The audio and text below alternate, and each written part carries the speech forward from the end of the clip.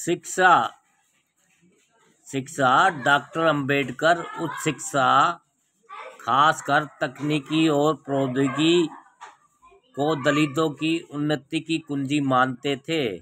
अपने सार्वजनिक जीवन के आरंभ में ही उन्होंने इसके लिए दो स्तरों पर काम किया। दलितों के बीच शिक्षा के प्रसार के लिए सरकार पर दबाव डाला और निजी जन स्तर पर इसमें गति लाने के लिए प्रयास किए।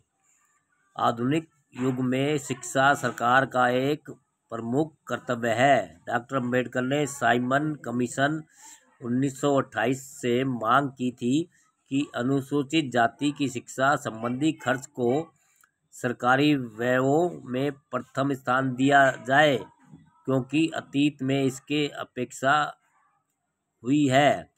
पूना पैक्ट की धारा 9 में एक धारा यह थी कि सरकार दलितों की शिक्षा पर समुचित व्यय करे। गोलमेज सम्मेलन की अल्पसंख्यक समिति को डॉक्टर अंबेडकर और राय बहादुर श्रीनिवासन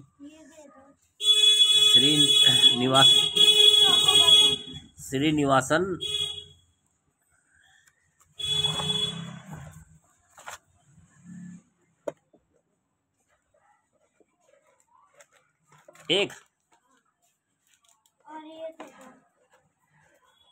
क्या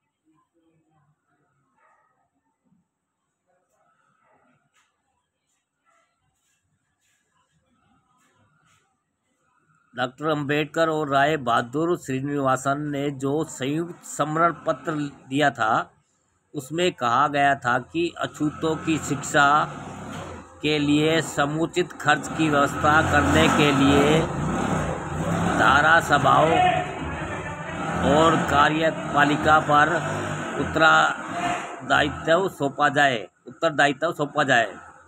सौंपा गया। जब डॉक्टर अंबेडकर वायसराय की कार्यकारी परिषद 1942 के सदस्य थे 1942 से 1946 के सदस्य थे, तो उसके प्रयासों से दलितों की शिक्षा के लिए 3 लाख रुपए का अनुदान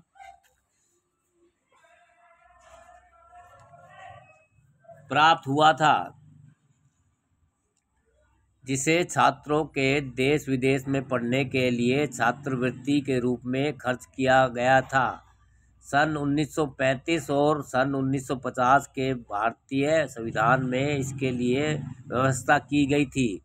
अछूतों में उच्च शिक्षा को प्रोत्साहन देने के लिए जन स्तर पर भी काम हुआ। सन 1924 में जो भविष्यकृत हितकारिणी सभा की स्थापना की गई थी, उसके उद्देश्यों में दलितों में शिक्षा प्रसार को बढ़ावा देना भी था। सभा ने सन 1925 में सोलापुर में एक और सन 1928 में बम्बई में 2 छात्रावास स्थापित किए। सन 1928 में ही डॉक्टर अंबेडकर ने दलित वर्ग शिक्षा सोसाइटी नाम से एक अलग संगठन गठित किया। इसके प्रयास से प्रांतीय सरकार ने अछूत छात्रों के लिए 5 छात्रावास खोले। इनके संचालन का भार सोसाइटी को सौंप दिया गया। डॉक्टर अंबेडकर ने सन 1946 में पीपुल्स एजुकेशन सोसाइटी की स्थापना की। सोसाइटी बम्बई, औरंगाबाद, मलाड की कई महाविद्यालय, कुछ उच्च स्तर विद्यालय छात्रावास चला रही है। शिक्षा